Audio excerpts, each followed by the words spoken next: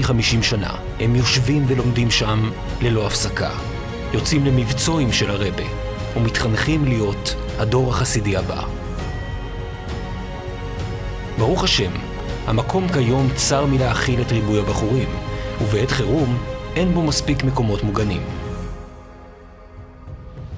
מה שמקבלים בשכר לימוד ובמשרדי הממשלה זה לא כדי להחזיק כזה אימפריה. קריית גת זאת אימפריה.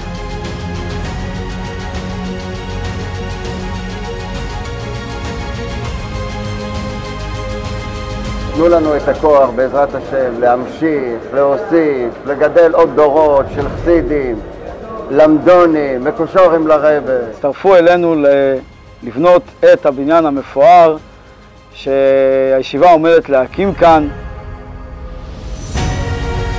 ישיבה מיוחדת שהרבי הקים, זה היה קריית גת, והוא אמר מפורש שיצאתי מגדרי והפעלתי אנשים מבפנים בחוץ כדי להצליח בעניין של קריית גת. והוא כתב שם במכתב שקריית גת יהיה לשם, לתהילה ולתפארת לכל אנש בארץ הקודש. חסיד חב"ד, זו ההזדמנות שלך ליטול חלק בהרחבת מוסד של הרבי.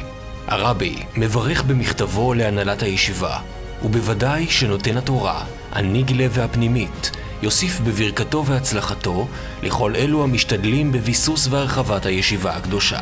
Man leben können ist Kiryat Gat, die Yeshiva beginnen mit Gris. Also bekamen sie bei Eiches jetzt gewachsen sind mit Mäuse wollen dort die Yeshiva. Das darf man Spur ist in Gashmias, man der Lachatz wenn Khayves. Darf man Spur ist dort in Gashmias. Hat gesagt, dass jeden was haben sie mich gesagt, aber und da passen also wo müssen Bachlatz werden von der Schewis, wir haben aber Pomel. אנו בונים ללב שלך, זוהי הזכות שלך לדורי דורות. לתרומות חייגו עכשיו 055-99-48-180.